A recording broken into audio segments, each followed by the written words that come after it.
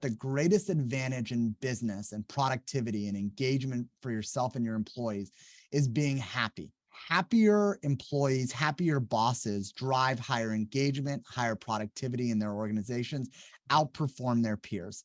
If you gratitude journal 2 to 3 minutes a day, every day, and you think about key meaningful moments in your day that you're thankful for. And after 21 days, what happens is your brain actually creates a background scanning application that just does it in real time. You essentially train your brain to see those moments in real time and appreciate them in real time. And then that makes you a happier person. And it drives all sorts of outsized incomes for your business. Hey, this is Chad Namiro. And I'm Kelley Namiro. Welcome to the Balancing Chaos podcast, a lifestyle podcast where we will interview guests about wellness, business, and just about everything in between. Our goal is to help you develop a lifestyle that promotes health, wholeness, and success.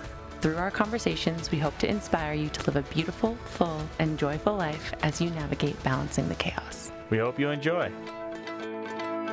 All right, everyone, we are ecstatic to bring Henry Schuck on the pod today. Henry has served as the CEO and chairman of ZoomInfo, formerly Discover.org, since founding it in 2007.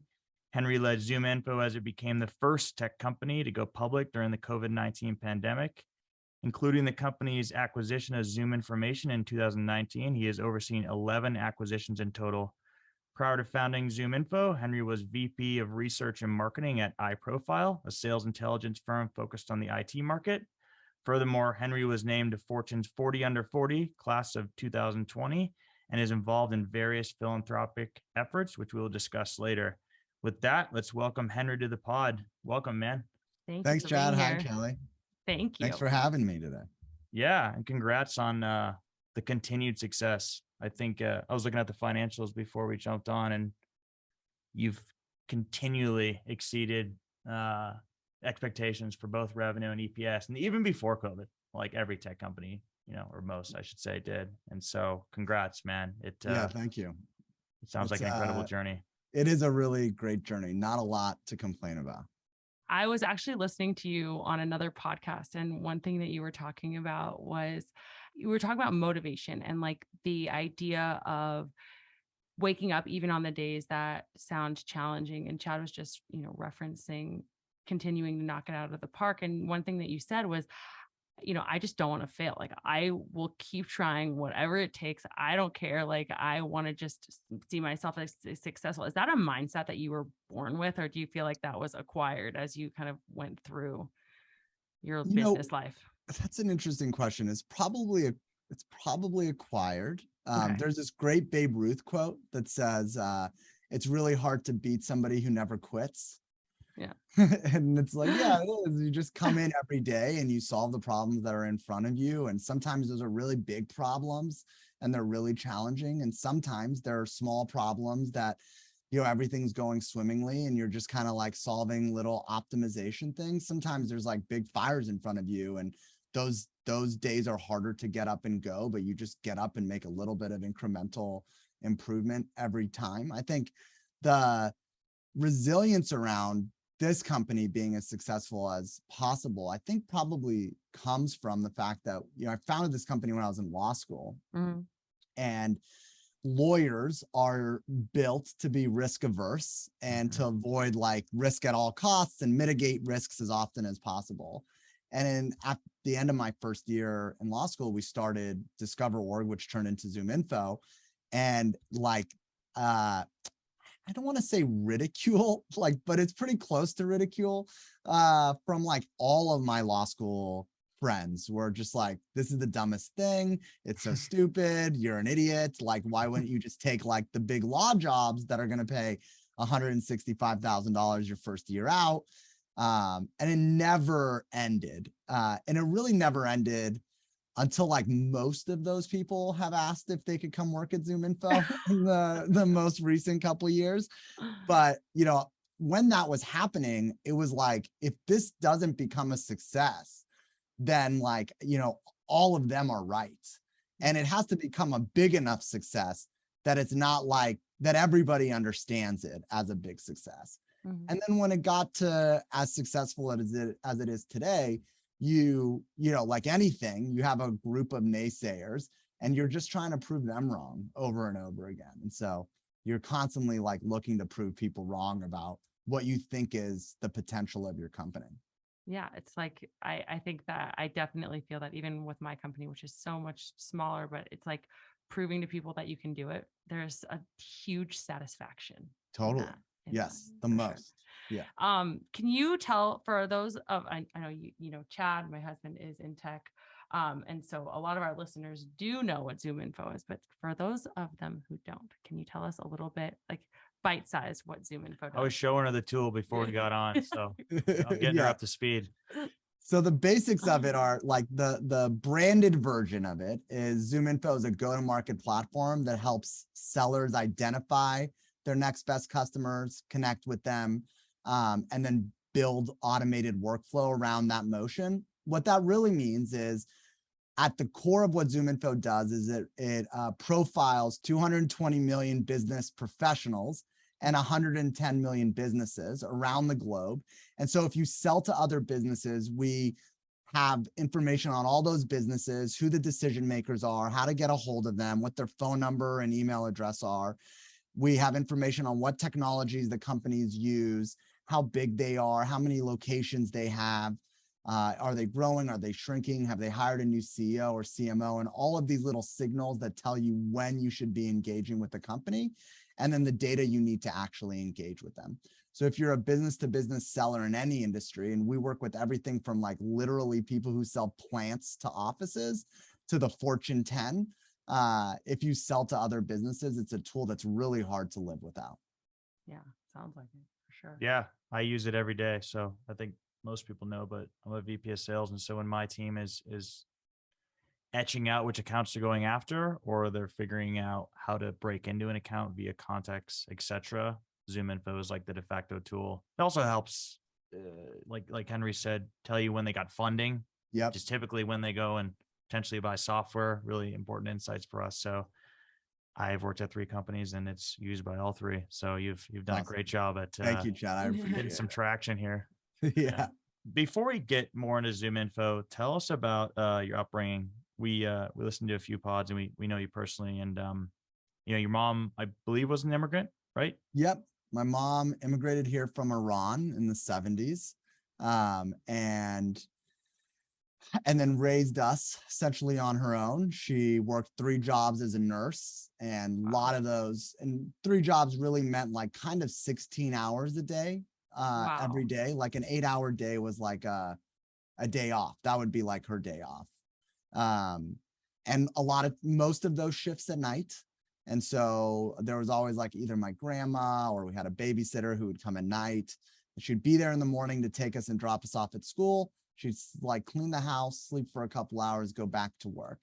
So she had this incredible work ethic, which is really interesting because it becomes really interesting because when you have a lot of success, or when I started making more money than my mom, you start like feeling bad about the amount of time you're putting in, because you're like, man, I'm making more money than my mom. I'm doing it from behind a desk and I'm working, 10 hours a day. My mom was working 16 hours a day most days. So you get a little bit of guilt for how much work ethic she had, but raised us, saved money, bought a house, just made sure that we knew that she really wanted us to go to college. That was like the thing. It didn't matter which college, but she wanted us to be educated or be more educated than she was. Yeah. So me and my sister shared a room for till I was 10.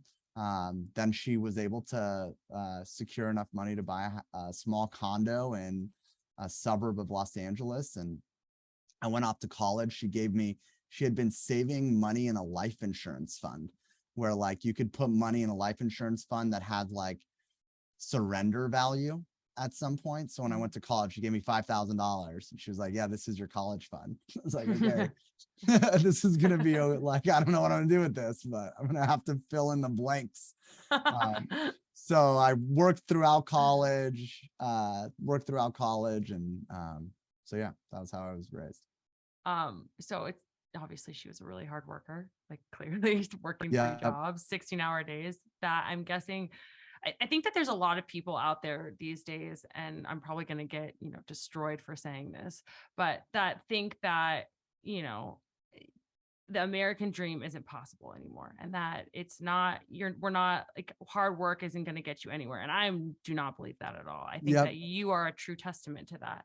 So do you feel like your mom's work ethic informed your work ethic and Totally. was helped you like to get where you are today? Yeah, I think at some point, I think believing in the American dream is a lot harder today than it was when we were growing up. Mhm. I think when we were growing up, I believed that I could do anything that I wanted to do. All I had to do was outwork the people around me.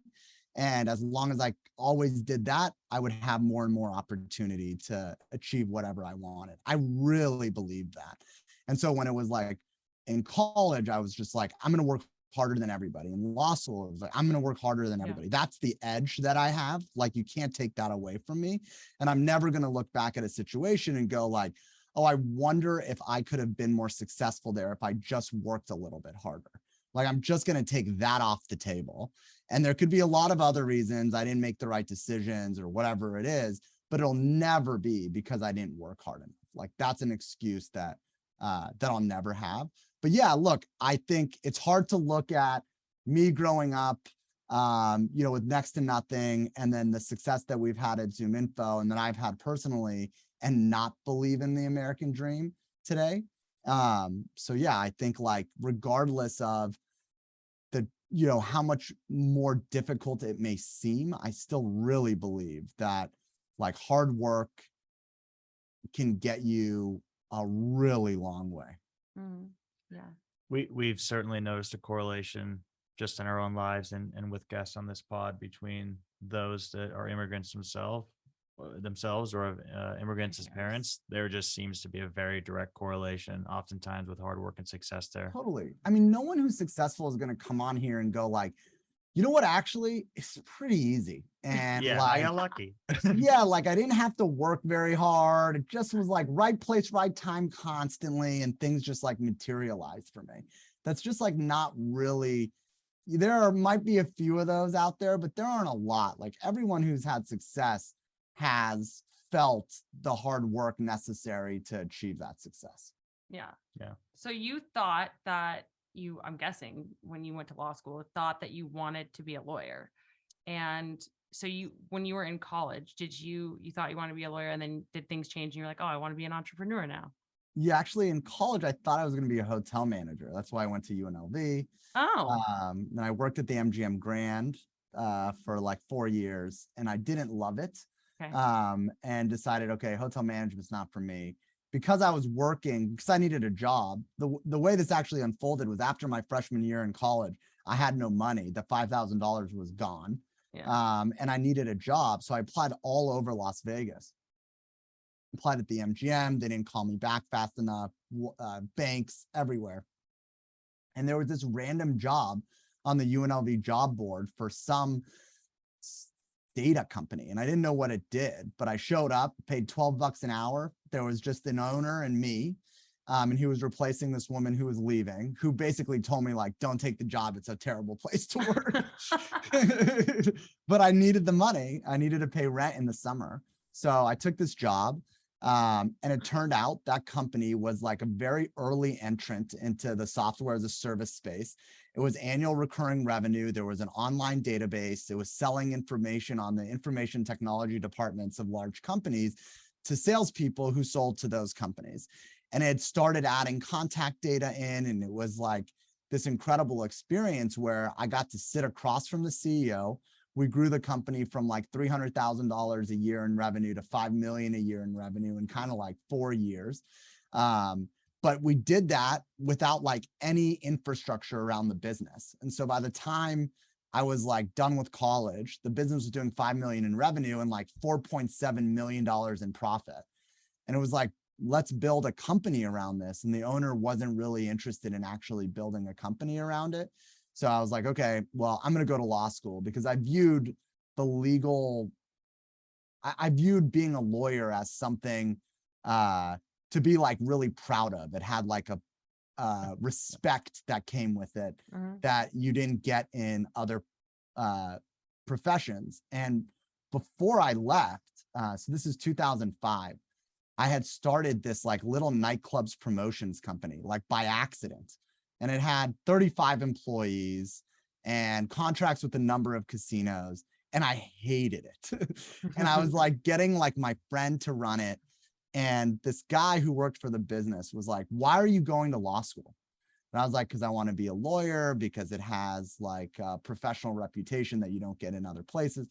And he was like, Henry, you are business. I don't know why you're running away from it, but everything you do, everything you think is about business. So you're going to end up being back in business, but whatever, go to law school. And like, I never forgot that because he was totally right. Yeah. And so after my first year, we started ZoomInfo to really like compete in that same space. And So one that thing, was high profile, right? That was high profile. Yeah.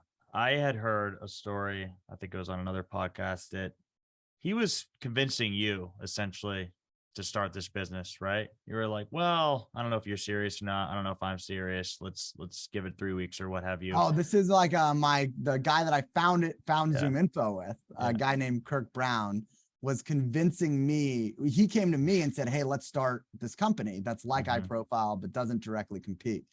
And I was in, and I didn't know how serious he was. And then I was in my last like 2 weeks of finals in law school. So I was like, hey, come back to me in a couple of weeks. I assume you're going to forget about this harebrained idea that you have.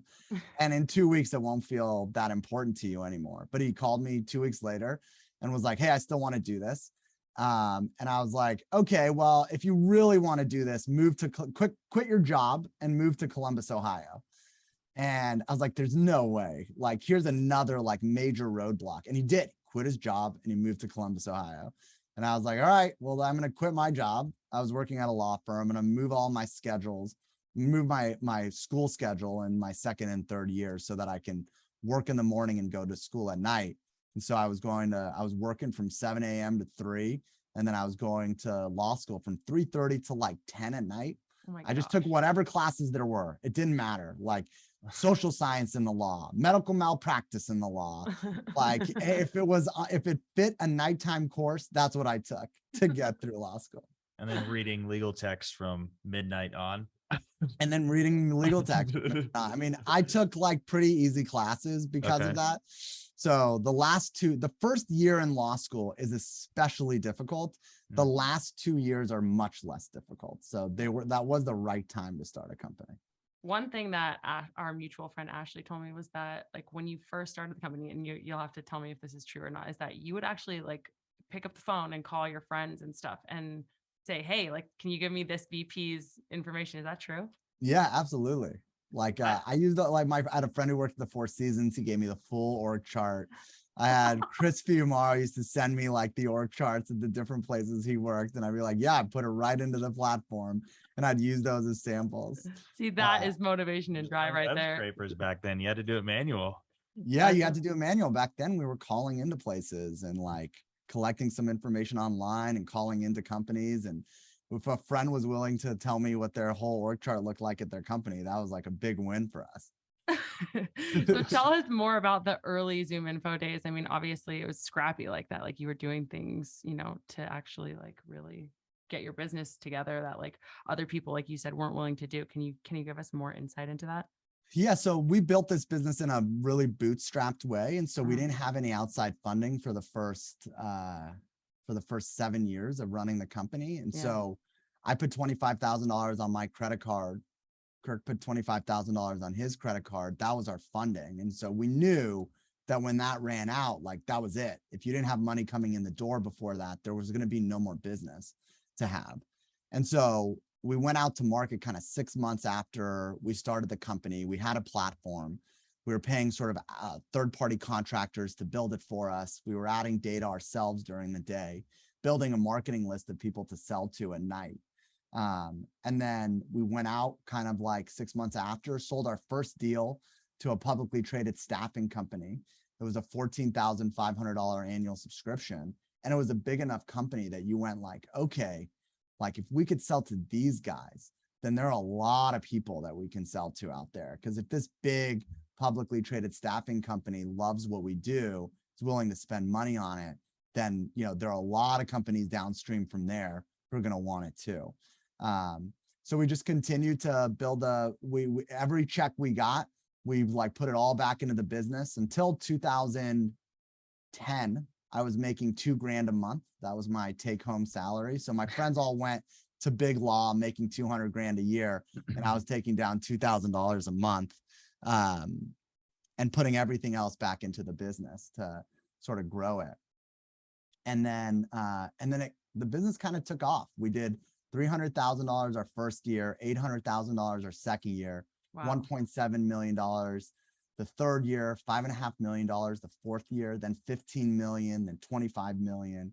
The seventh year, we did about 35 million in sales. That was the first year we brought in a private equity firm, came in and funded the business, bought about a little bit more than 50% of the business in 2014. And that was great because a lot of that money, most of that money went to me and Kirk to buy the business and put some money on the balance sheet, but it was really sort of their way of buying the company. And it was like this great sort of financial victory, because you went like, okay, amazing. I'm not going to ever have to worry about money again. But you didn't have any professional validation. You had a lot of like personal financial validation, but it didn't like scratch the itch of, hey, I've built something that's unique and remarkable and long lasting. But it was a great financial outcome, and it allowed us to take more risks in the business. When it's just like your money in the company, every decision you make is like tied directly to your personal net worth, and you don't make the best decisions when it's like that. And so having a third party come in sort of that said, hey, we believe in you. We believe you can grow this business more, and we want to make it easier for you to make the right decisions for the business. You really saw an inflection happen in the company. Hey fam, if you are listening here, then you may be someone who deals with chronic overwhelm, bloating, anxiety, and weight you can't lose, maybe hair loss or skin conditions. If one of those things rings true for you, the Wellness by Kelley Health and Hormones course is available to help you get to the root cause and solve the issue in a way that's sustainable and gives you your lifestyle with lasting results. No more diets or quick fixes, but real health and vitality for the long run. My course runs through everything from what labs to test for to what protocols to implement given what's off in your blood work. We cover a variety of hormonal imbalances and how to heal them, plus the mindset work that you'll have to do to change your habits. If you're ready for an environment where you can learn the tools and truly heal to feel your best, most aligned, light, confident version of you, then this course is for you. If you're feeling called to join the WBK Health and Hormones course, head to the link in the show notes to learn more, where you'll get my membership included with your purchase. One thing that I definitely agree with you on that I heard you mention, probably on another podcast, but was there's a benefit of being bootstrapped, especially in terms of you are forced to learn like almost every area of the business. You are forced to know the product well. You're forced to be involved in CS, customer success, sales, like best founders. And it sounds like this is definitely the type of founder you are involved in sales either way, like no matter how big you are. Yes. Like I'm part of a company that's raised 300 million in 18 months. Like, wow, amazing. But realistically, there are downsides to raising that much money. It can force unnatural growth. It can separate the business. You can scale too fast. So tell us about what advantages you saw from, essentially bootstrapping it for so many years before taking funding. Yeah, like first I've done every job at ZoomInfo. The only thing I haven't done is put a line of code into production. Yeah, I don't do that either. I got to figure out a way to make that happen. It's the only thing I haven't done. So I've been accounts receivable, accounts payable. I've been the lawyer. I've been the CFO. I've done sales. I did product for a long time. I was in the regular lead routing on sales for the first 6 years of the company. And so I was like in front of customers constantly. I've done account management. So every part of the organization really well. You know what really good looks like in every part of the organization because you did it. And like, if you didn't do it in a best in class way, nobody else is going to do it like particularly better than you. So you have real familiarity with the business, but then you also do everything efficiently. So when you're bootstrapped, you're looking to run the most efficient company you possibly can. And a lot of times it's like life and death in the business if you don't. And so today, if you look at companies, I saw there's a guy named Nick Mita. He's the CEO of Gainsight, which is a fast growing software company. He posted the other day, he goes, if you look at all of the software companies today that have real free cash flow, that are growing and growing profitably, they all started from a bootstrapped position. Atlassian, ZoomInfo. I can't remember the other ones that he mentioned, but he goes, it's kind of like learning a sport. If you do it when you're young, you know it for your life. You can become really good when you learn a sport when you're young. When you try to learn it when you're older, it's way more difficult. And so these companies that get a whole bunch of funding and then they run the business, by the way, this is the way they're told to run the business. They're said you're told like go run the business to burn X. Yeah, growth at all costs. Growth at all costs. And when you do that, it's really hard when you come into a moment that says like, hey, it's not growth at all costs anymore. Now you got to be efficient and unit economics matter, and you need to bring down the customer acquisition cost. It's a lot more difficult to back into that than it is to grow up with that. It's like learning a sport when you're young. So I do think the whole organization benefits from the fact today that the company's DNA is to grow and grow efficiently, and not to grow at all costs. And we've had our moments, right? When we went public in 2020, 2021, between 2020 and the end of 2021, nobody talked to us about efficiency. Nobody talked to us about profitability. Of course. They only talked to us about growth. And so I was like, in that moment, we brought margins down to drive growth up. And that was the right decision because the market didn't really care about efficiency. And then all of a sudden you turn the corner in 2021, what everybody wanted to talk about was efficiency and profitability and what's your path to profitability.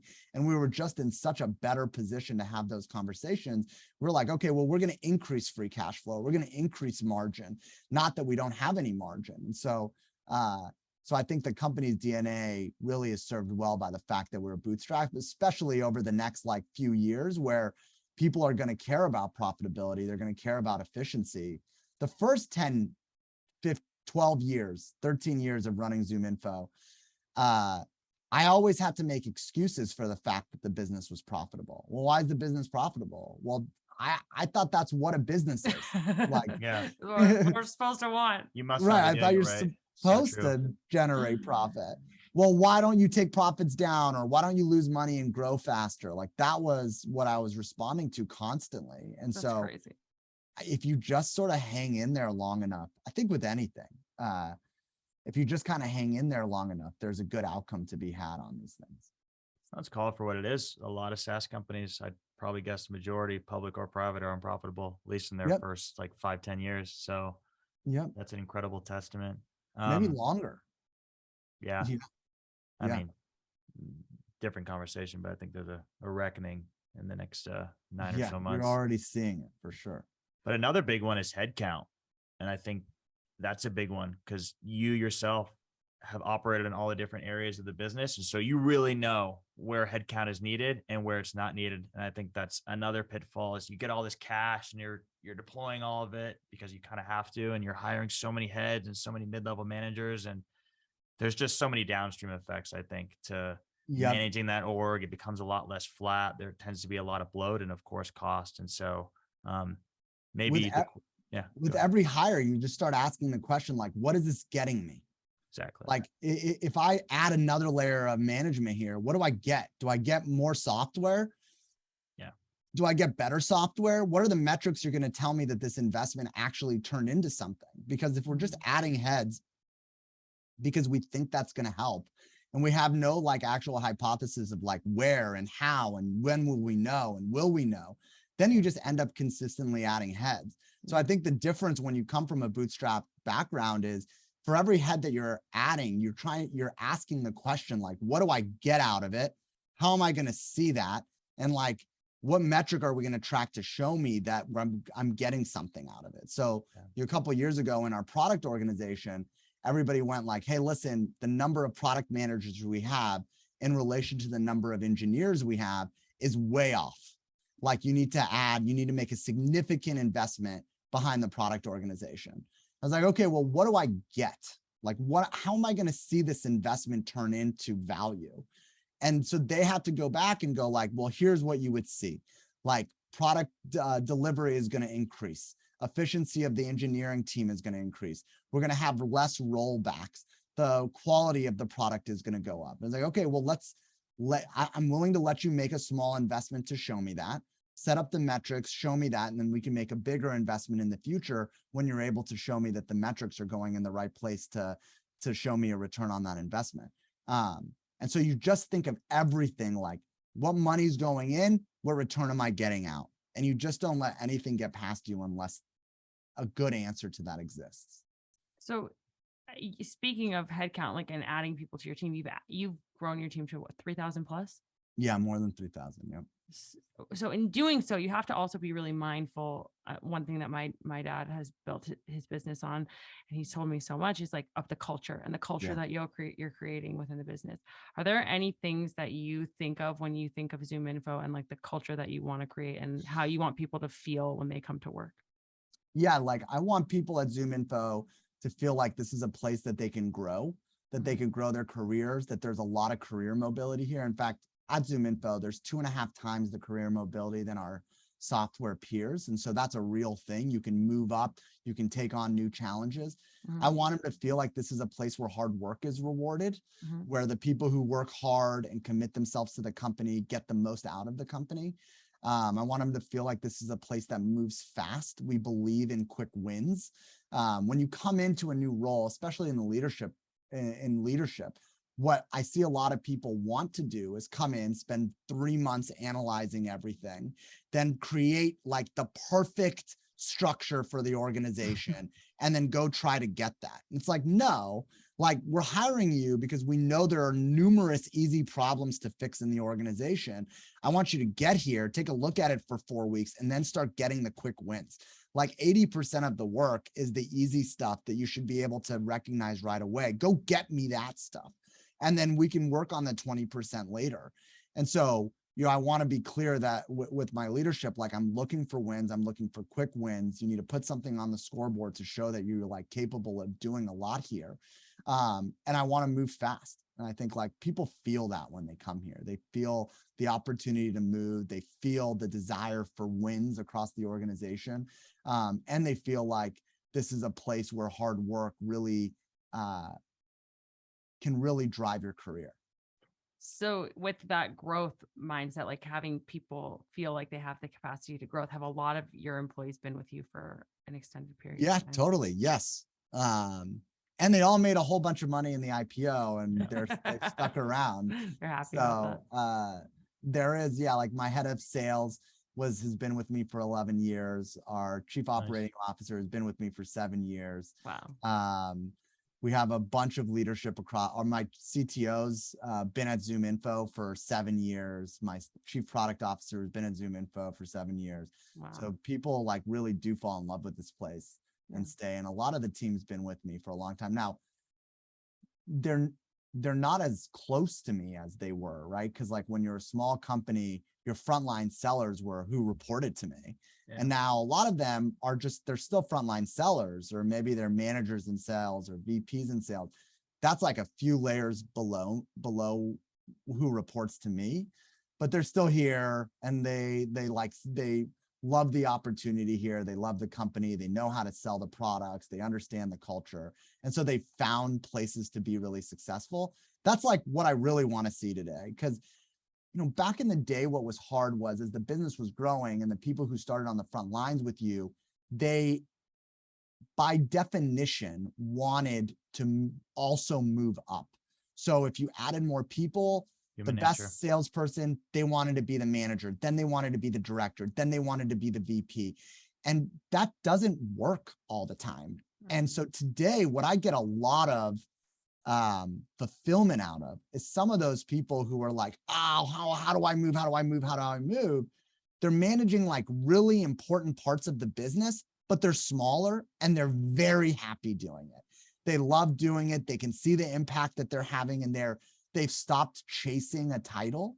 and have gotten like really comfortable with the fact that they can add a lot of value to the business, make a great living, and be really happy in a role that doesn't like chase something that maybe is not just the right fit for them. Yeah. And people, like, when you grow a business, you're growing it with young people because you're telling people to take big risks. And the people who are most likely to take big risks are younger people. And so when you start a company, probably in the top 3 of the things you need to be really good at is developing people, because you're not going to be able to go out and hire the chief revenue officer at Salesforce or the guy who ran the Americas for Shopify.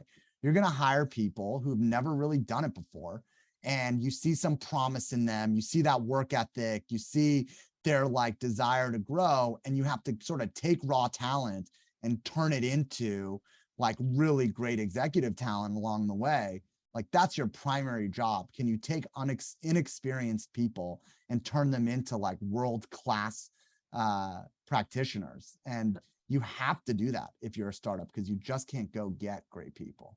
It's about the product as much as it is about managing people. Would you say that?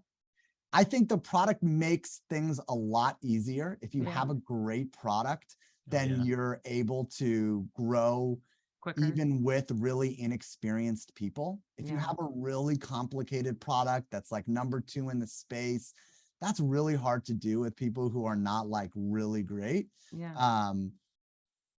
Or who haven't become really great. So if you have a really great product with really great product market fit, it makes everything like way easier.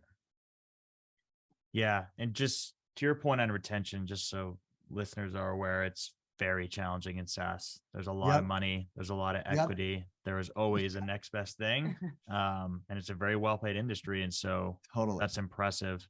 And yeah, I think one of the hardest things that I do in my day job and that I witness is figuring out where people are best placed, because your best seller, honestly, oftentimes is a terrible manager, and vice versa. Great managers oftentimes are bad sellers. And that's looking at it from my lens, of course. But I remember a conversation I had with someone years ago, and I was just kind of walking through, he was basically wanted a management position, and he was walking through why. And I'm like, these aren't good reasons. It's just the human condition telling you that that's what you want, because that's the next step. And yeah, juggling all that is challenging.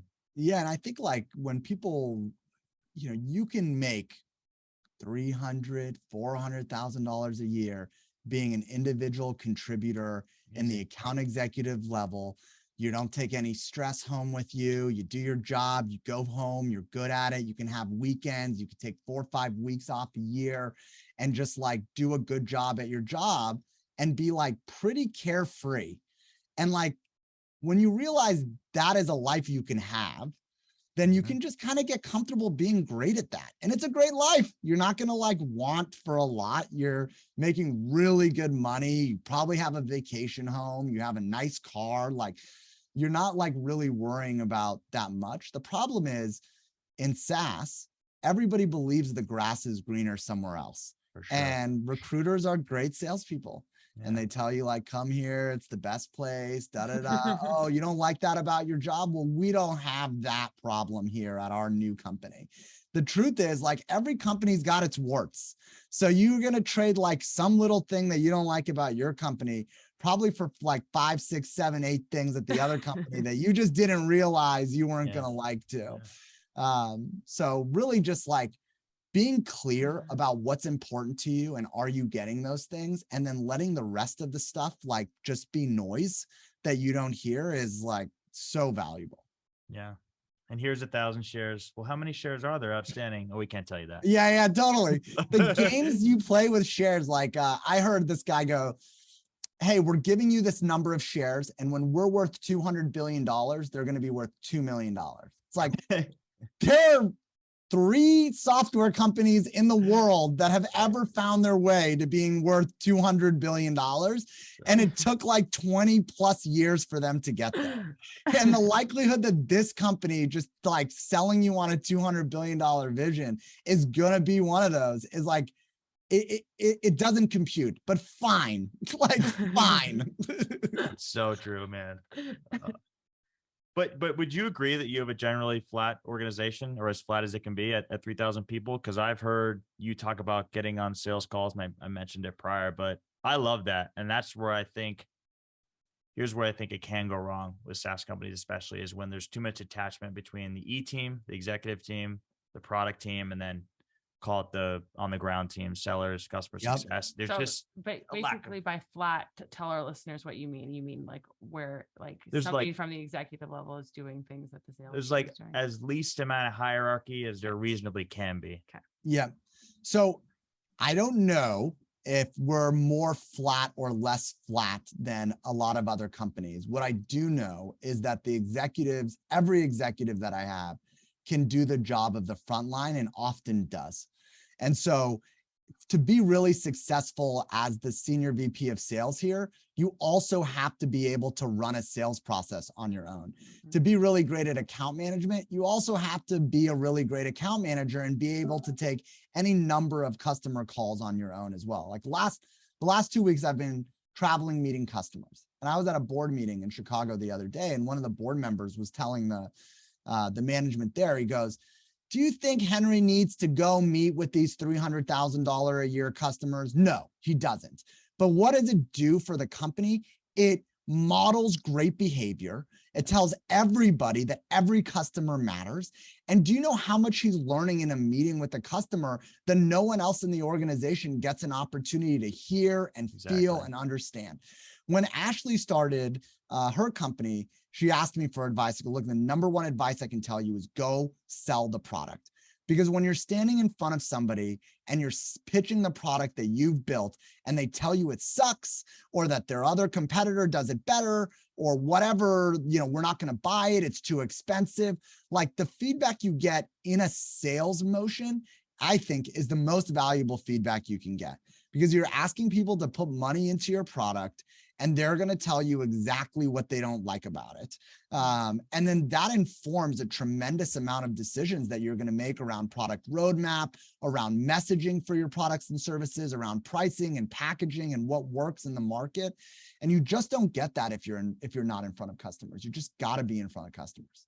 I think that that's awesome that you look at it that way, because I think that people can get to a point in their career where they're like, I've made it, I'm done, like I'm over it. But like, I think that when you have that, commitment, and that comes from, like we've talked about in the beginning, like bootstrapping it yourself. I think that like it's almost like another child, like you've grown and developed it for so long. There's this like, deep love for it. So I think that that's awesome. It's the best path of information too, because totally. You need to be acutely aware of what competitors are doing, what they're saying, where you're losing, where you're winning. One of the most impactful calls in recent memory that I had was I brought on our CEO and our CTO to a postmortem call. So it was a deal we lost, and they were just talking about why they chose whoever it was versus us. I mean, I couldn't imagine them not having that data. Like it reshaped to an extent our product roadmap, and so key. So I think that like so many people can take that away too. Like our listeners can take that away and say, okay, if I, have a business or I'm starting a business, like it's really great advice from you to say like, okay, this is like what you told Ashley, like go sell your product, like that, Go get sell in your front of product. the customers. Get too big for his britches. Yeah, what's interesting is every once in a while, I think of like my interaction with some of our customers as though I'm like a butcher in the town. Yeah. And I have a customer who's been with me like forever. Like we got on this call, Chad, you're like, hey, I've used ZoomInfo at all 3 of the companies that I've been at over the last decade or whatever it's been. And it's like, you've been my customer for 10 years. That's a long time to be my like loyal customer. And if I ran a butcher shop in your backyard, you would be like, I would know your name when you came in, like we would know each other. And in software, you get so disconnected from that. You're like a number on a paper. Like I met a customer the other day. They've been customers for 7 years, spent $300,000 a year. It's a $2.1 million customer over that period of time. And it's like, man, you've been loyal. You've been my customer. You've been a partner of mine. Like I should come in there like hugging you. But in software, it feels like it's so not personal anymore. It's like, yeah, you bought my stuff. You bought my stuff. That's how it feels. Not like you have a relationship with a loyal customer. I think that gets missed a lot in this universe. Couldn't agree more. So you took your company public in one of the craziest times in history, as we mentioned in the intro. What was that like? I know like when my dad took his company public, it was a lot on him, not during COVID. So what was Yeah. that like for you? And why, maybe outside of returning capital, of course, to employees and investors, like what made you think it was the right time? Return on capital was a big part, and the public markets at the time. And actually, this is a little different today than it was then, but the public markets valued software companies with a premium versus the private markets. Yeah. And so there was a real return on capital motivation. We also were a unique company. We're growing and we were profitable. And so we thought we fit uniquely in the public market. We did a in-person roadshow where we met a bunch of investors, and then COVID happened. And we took a step back and went like, okay, great. Let's like focus on the business, make sure we're in a good place to come back out. And then one of our board members in like a meeting in May was like, well, why don't we just be the first one out? Why don't we be the first company to go public? What are the downsides to that? You ask a group of investment bankers, what are the downsides to being the first one to go IPO? And nobody is telling you like it's a bad idea. They're just like, yeah, okay, let's figure out how to do that. And so we went public June 4th of 2020. It was the first IPO of the pandemic. It really opened the markets. People realized like, okay, I can IPO from home. I can do it over Zoom. We're the first ones outside of Zoom video. We're the first ones to do a fully virtual roadshow, meet all of our investors virtually. And then, I did it in my den in Vancouver, Washington, which was like super interesting. I never got to go ring the bell and sign my name and get confetti dropped on me, but it was great because I was in my house. I got to sleep in my bed the nights during the roadshow. I got to see Jessica and my daughter Grace every night, so that was really awesome.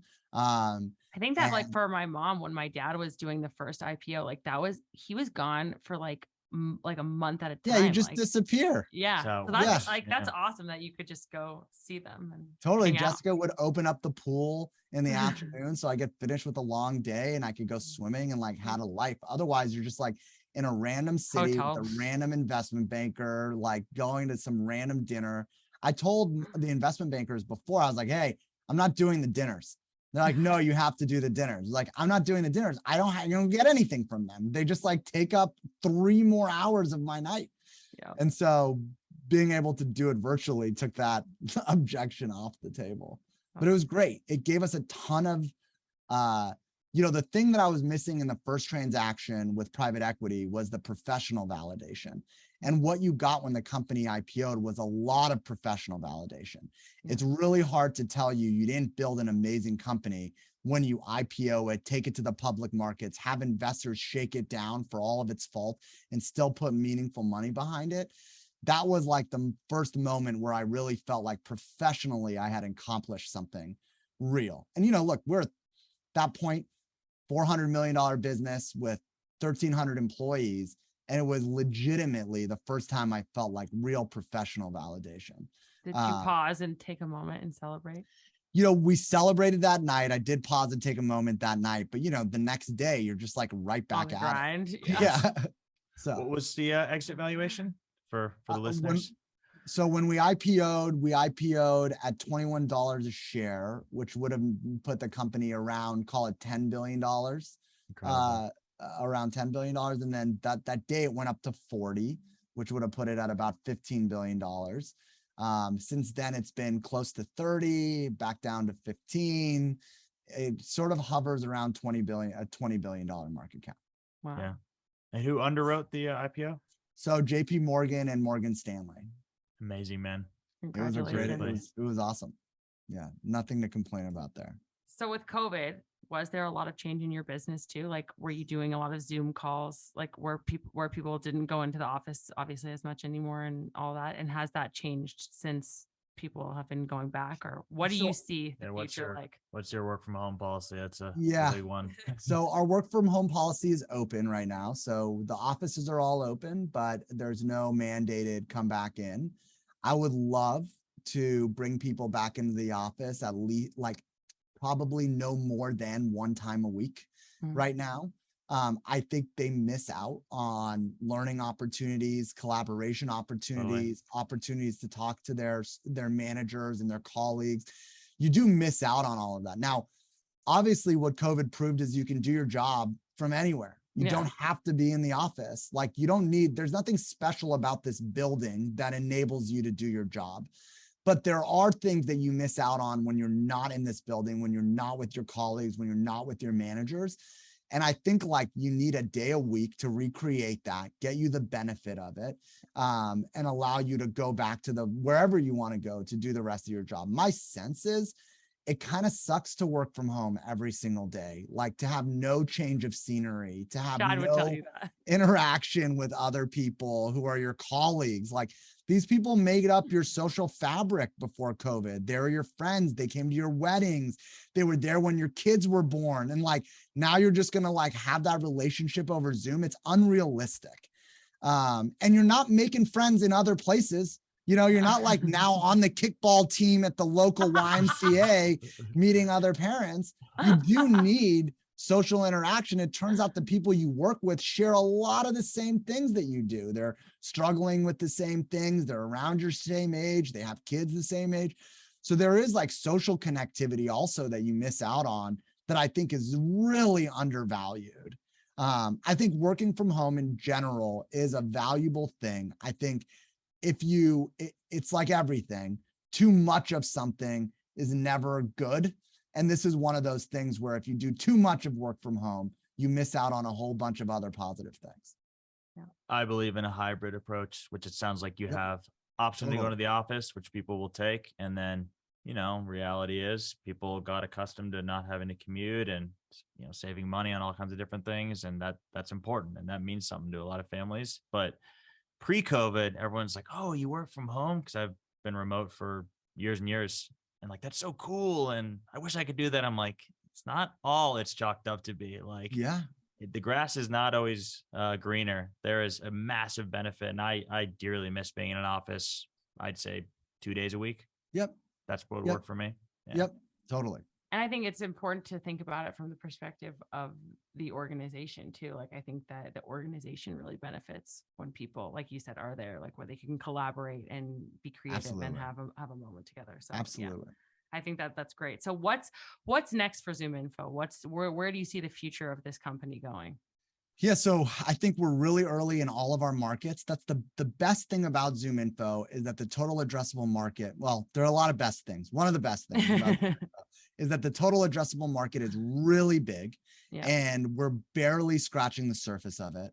And so we have this incredible opportunity to really take our solutions and our platform now, because what started as company and contact data has really been built into an end-to-end go-to-market platform. And we have the opportunity to take that to hundreds of thousands of organizations all across the globe. We're just over $1 billion revenue run rate today as a business. We see an opportunity to be much bigger than that. We sit in $100 billion total addressable market. And so there's just an endless amount of opportunity for us to execute against that. And so we just got to keep marching forward. I thought Chorus was a phenomenal acquisition. Yeah, thank you. For those that aren't aware, it listens to your calls, it provides transcripts, it gives tons of insights.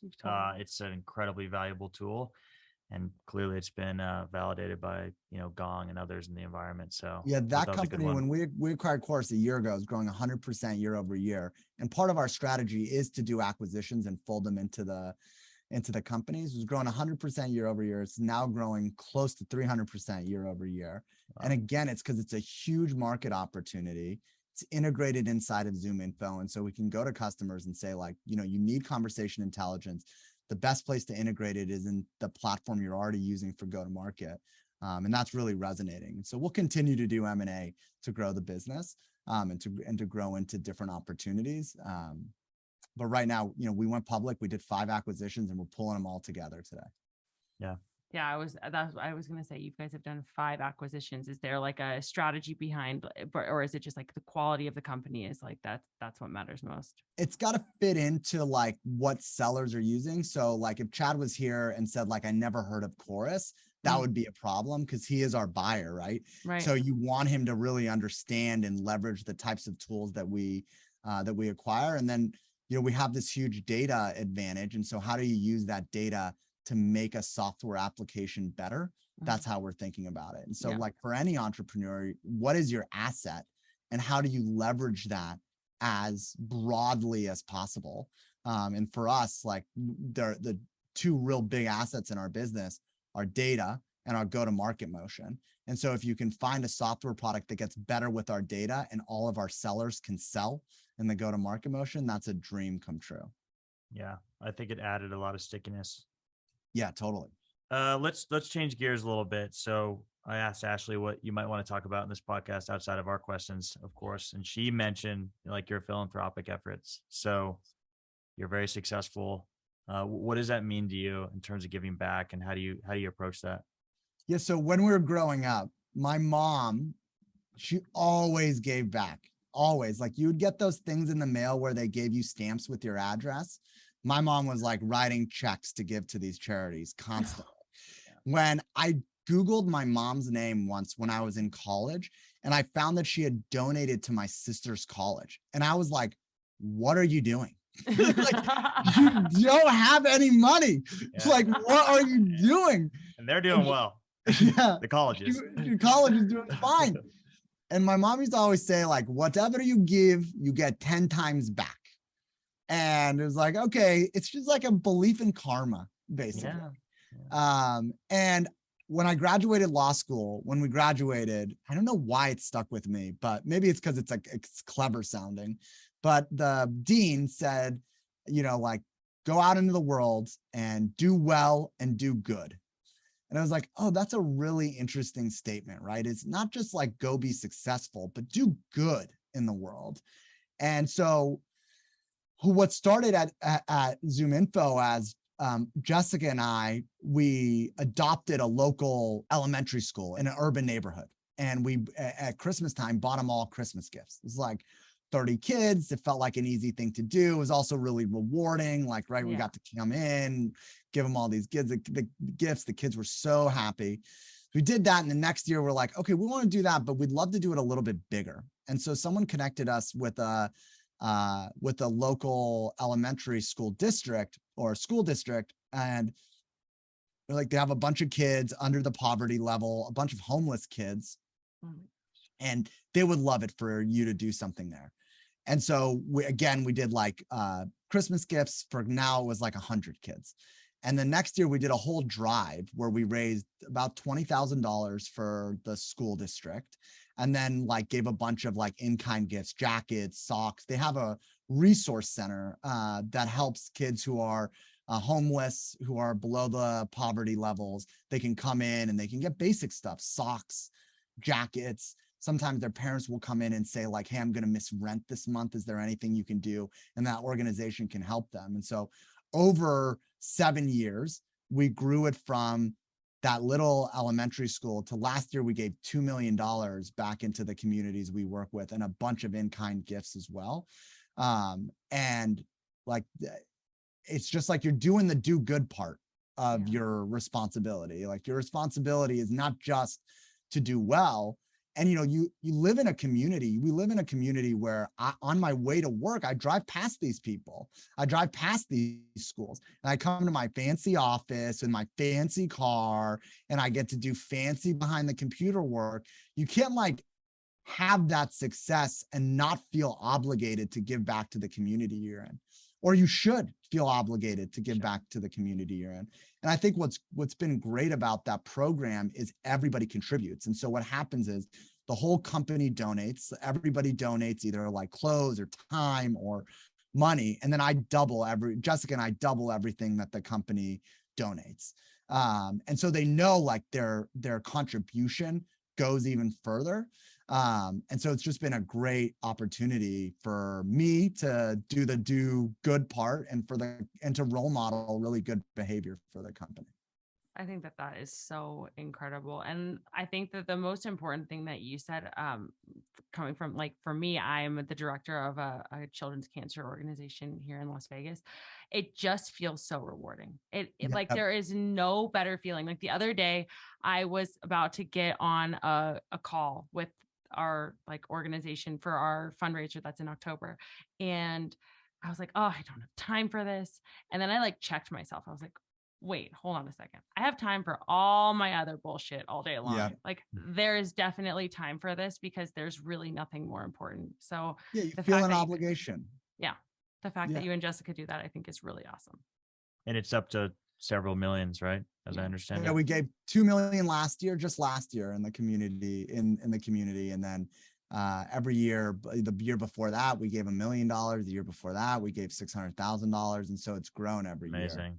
Yeah, it's so really impressive. cool. Such a massive impact. I do think that something that gets lost along the way is like when you're a leader, you're also a role model in everything you do. And Yeah. like you're a role model in the way you behave personally. You're a role model with your family. You're a role model with the way that you behave professionally. People are looking at you and they're taking signals. And so when I see people here go like, hey, you know, I'm actually like giving to this part of the community myself. Are you willing to help? I'm always like, that's amazing. Like they're really taking like, they're seeing what we're doing and then bringing it into their own lives. And so you have this great opportunity to be a great role model.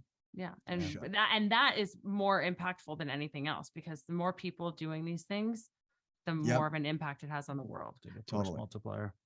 So to do what you do, we know you have to be on point every day. You've got to have energy, you've got to have focus, you've got to have mental clarity. And one of the big things we talk about on this podcast is health and like how we take care of ourselves. And I know just from talking to Ashley and from hearing you on other podcasts, like I heard you say you work out every day. Like what are the things that you do to take care of yourself? Yeah. So I do exercise just about every day, but like at least 5 days a week. What kind of exercise? I do like 30 minutes of some kind of HIIT workout. So Okay. like I'll do a class on Like a me. Peloton. Yeah. And I don't need to kill myself. I need 30 minutes to clear my head and like get some exercise in. So I'll run kind of, you can think of that workout as running 2 miles and doing some set of like push-ups, sit-ups, squats, Okay. you know, one-legged lunges, something like that. And I do that for 30 minutes. And then on a couple times a week, I'll meditate for 5 minutes. Like I'm not like some super meditator guy, but I'll get 5 minutes in. Are you doing this all at home, Henry? Or are you doing this is there a gym at the office? Like, how does this look? Yeah, so we do have gyms in all of our offices. So I would do it at the gym. I do it at home today. Okay. Or I'm on the road again. So I'm doing it on the road. I bring my gym clothes and I go to the hotel gym and I get 30 minutes in. And like, I just traveled 4 nights and I got 3 days in of exercise. I was pretty proud of that because it's been a while since I've traveled 4 nights for work. It's not easy. It's not easy. I think the key to that is I'm not doing that for any vanity reasons, right? Like I'm doing it strictly for my brain. And I know how I feel on days that I don't work out. And I know how I feel on days that I do work out. And I never like feeling the way I feel on days that I don't work out. Yeah. And that's a lot of motivation to just get in and do your 30 minutes. Yeah, especially when you know that you have big meetings to get to or whatever the case may be, like knowing how you feel afterwards. I say that all the time. I'm like, yeah, you might have a ton of resistance going into it, but if you can connect to that feeling, like with your future self of what it feels like to be done after, it's like 100% game changer. That is the game changer. If you can connect to the your future self, that's you never miss. You never miss it. Yeah. So you meditate sometimes. And then what is your strategy with food? I'm not very good on food. I'm not very good on food. I haven't, you know, there's the one part of my life I'm not disciplined in. I'm very disciplined everywhere else. I haven't figured out discipline with food. Do you eat breakfast before you go to the office or are you a breakfast skipper? I'm kind of a breakfast skipper, eat a light lunch, and then I eat too big of a dinner. But I'm just coming around to the point in my life where I'm like, you got to get disciplined around that. And so it's the one area that I haven't been terribly disciplined. but I recognize I'm going to need to. It's one thing that I find really fascinating is that intermittent, for my husband too, like men do so well with like intermittent fasting or skipping breakfast. Whereas like women, I find have a much harder time. Oh, that's interesting. Yeah. With it. So that's really fascinating. Anything else in terms of like morning routine, or do you do cold plunges? Takeaways. People are for our fascinated audience. with the like, daily habits of the successful, so indulge us. Yeah. So I don't do cold plunges, but I'm trying to get Jessica to add a cold plunge to our house because I do Right. think it's beneficial. Yeah. Totally. I think the bigger piece here is like more on like how I get balance between family and work, which just like probably anybody who's trying to be successful, I'm trying to be the best father, the best husband, and the best CEO I can possibly be. Yeah. And in order to do that, one of those things is always giving on the decisions you're making. Yeah. And so you make a decision for work, you're stealing from your family. You make a decision for your family, you're stealing from work. And so like I'm the one thing that there are a couple things that I've done to just build guardrails around that to make sure I'm never taking away from key areas that I should be a good dad, a good husband, or a great CEO. So I wake up in the morning. I always hang out with my daughter in the morning when she wakes up. So I get like kind of 30 minutes with her when she wakes up. We talk about like the school went the other day, what she's excited about, just dumb things. We play games. It's great. We just have 30 minutes together. I drink coffee. Then I go take a couple calls. I drop her off at school. She goes to school 5 minutes away from our house. So Jessica and I drop her off every morning. Every morning I'm in town. And you then guys take her together. That's amazing. We take her together. It's really cool, actually. That. Yeah. And it's easy because it's 5 minutes away. So it's like, all I got to do is not have a call between 8 and 8:30 and I can pull it off. Yeah. And then I'm always home before she goes to bed. I always get time with her before she goes to bed. So she goes to bed at 7. So that means I don't take any dinners. I don't do any happy hours. When I'm in town, I work and I go home. That's it.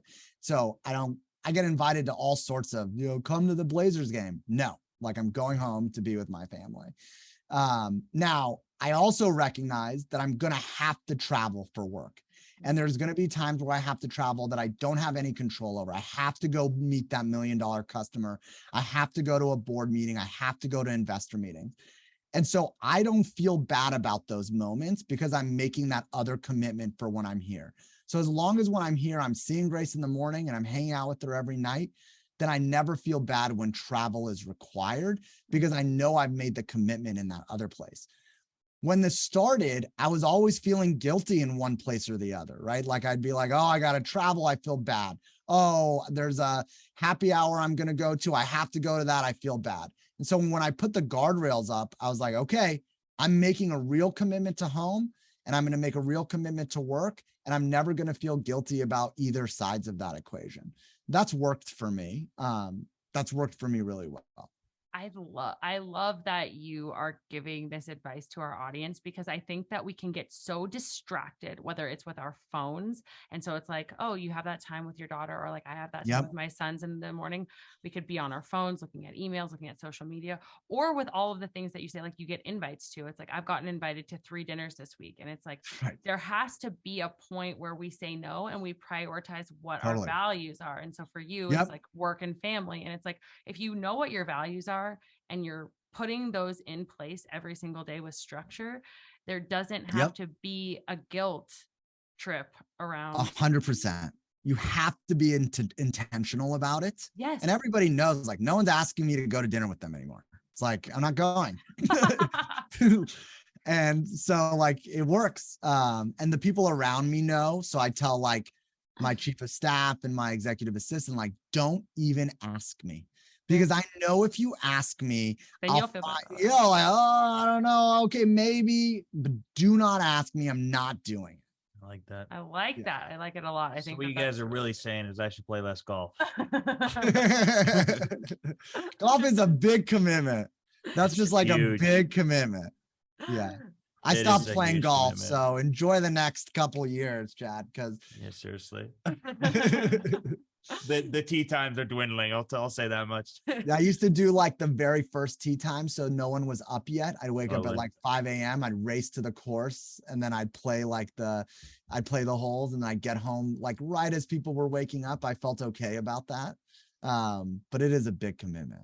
It's the only way to do it. I think that's the other thing too. Like we can drive this back into your company culture, because it's like, if you're modeling that behavior, that family is important, they can take away for themselves that like they're allowed to have time with their family. There's 100%. a lot of company cultures out there that are like, I have a client who I'm thinking of right now, who like her boss expects her to answer her emails or her Slack messages at every hour of every day. And it's like, that leaves you no time that's pretty much with your family. Yeah. And so I think that that's really great that you're modeling that behavior for them as well. Yep. The best compliment I can get, and I've gotten it a couple times, and it's meaningful, is when people tell me, like, a guy texted me on Father's Day, a guy who is the CEO of a board I'm on, and he said, "Hey, happy Father's Day. My wife and I are starting to think about having kids, and you're a great motivation for that, because it's great to watch how you've carved out time for you and Grace, and how important your family is as a part of your success." And it's like, that's a great compliment. And like, because, you're hard on yourself about these things. You're like, am I spending enough time? Was I there enough? Like, am I a good dad? There's this thing, like when I meditate, every once in a while, a meditation instructor goes like, meet yourself where you are. Just meet yourself where you are. And it's like, okay, why do I have to be so hard on myself about like being a great dad when like Grace thinks I'm a great dad. People around me think I'm a great dad. But when all I'm thinking about is how can I be a better dad? Mm-hmm. And sometimes you just got to meet yourself where you are. Where you are is probably a pretty good place, and you can just meet yourself there and be happy about it. We're our own greatest critics. That is, yes, for sure. Totally. It's what makes us successful, for what it's worth. No, it is. It's true. It's like when you're pushing yourself that way. Totally. For you, on the days that feel like challenges and you feel like unmotivated, or like you don't want to get out of bed and deal with all the BS, what are the tools that you use to help yourself get there? Exercise. Okay. And then there are places in this organization that will always bring me joy, and people in this company who are doing incredible work all the time, even when things may not be going great as the whole organization. And I seek those people out, and I just go have conversations with them. Tell me what you're working on. And I always walk away from those conversations energized about the future of the company. And so I seek out the people I know are doing really fantastic work at the company, and I just want them to share it with me. So there's always great work happening at ZoomInfo. And if all I do is focus on the stuff that's not going well, I never get those opportunities. So on days when it's a struggle, I go seek those out. So yeah, just like looking for the things that you have to be grateful for. If people are looking for, tools and advice, I think that's a really great one. Yeah, I read this book on things to be grateful for. I know we're running out of time, but I read this book this year called The Happiness Advantage. And what the Happiness Advantage says, it's written by a Harvard researcher. It was written in 2010, so it's not like even new. But what he uncovered is that the greatest advantage in business and productivity and engagement for yourself and your employees is being happy. And that kind of sounds like something that you can't wrap your arms around, but he basically lays it out that like happier employees, happier bosses drive higher engagement, higher productivity in their organizations, outperform their peers. Then he lays out like, how do you become happy?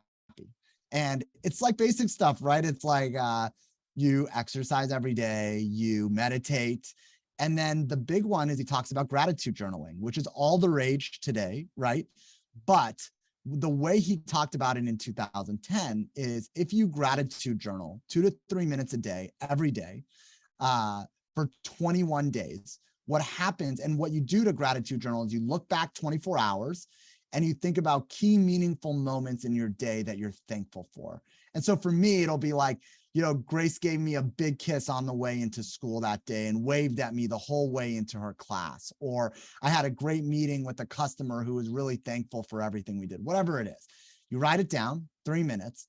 And after 21 days, what happens is your brain actually creates a background scanning application that just does it in real time. You essentially train your brain to see those moments in real time and appreciate them in real time. And then that makes you a happier person. And it drives all sorts of outsized incomes for your business. So what's amazing about that is like, we think all the time about like, how do I get a little bit more productive? How do I get a little bit better? Well, it turns out being happy creates the biggest advantage from a productivity perspective, from an engagement perspective. And the byproduct is you get to be happy. Yeah. So I've been doing all of that stuff. It definitely works. Gratitude journaling is awesome and really impactful. So it's a great book if you haven't read it. It's called The Happiness Advantage. I definitely am going to read that. I love that. I think that I've heard that before, where it's like your brain starts to actually, like, our brains like primally are wired to like look out for fear. And, Yes. and so I think that when you can kind of shift that a little bit to start to look out for the things that you have to be grateful for, it's like, what good could not come out of that? That's amazing. Yeah, totally. I think I need to take it on. I've been holding off for years. She's been trying to get me to do it. You have been doing your breath work though. I have. Yeah. I'm getting there. I do exercise, but that was a very thoughtful explanation. Yeah. And that's a great byproduct. Yeah. I think Yeah. it changes everything, not just how you show up in your life, but it can have an impact, like you said, on your business. So. On your business. When you read that book, Chad, you'll come back and feel it was like I haven't read a life-changing book in a long time. That was definitely a life-changing book. He's Amazing. writing it down. Well, I'll put it in the show. We'll put it in the show notes for everyone. Awesome. Cool. Amazing, Henry. We know you're a busy guy. Thank you for spending time with us. Thank we really you so do much. appreciate it. We do. Absolutely. Thank you for having me. It was a lot of fun. We really hope that you enjoyed that episode. You can follow me on Instagram at Wellness by Kelley. And if you're new around here, you can sign up for the WBK 7-day free trial, where you can get access to all of my low impact workouts, blood sugar balancing, plant-based recipes, and guided meditations, all available on wellnessbykelly.com and on the WBK app. Hey, thanks for listening. Please make sure you rate, review, and subscribe to the podcast. You can also connect with us on social media at Wellness by Kelley. Drop us a DM for who you want to hear from.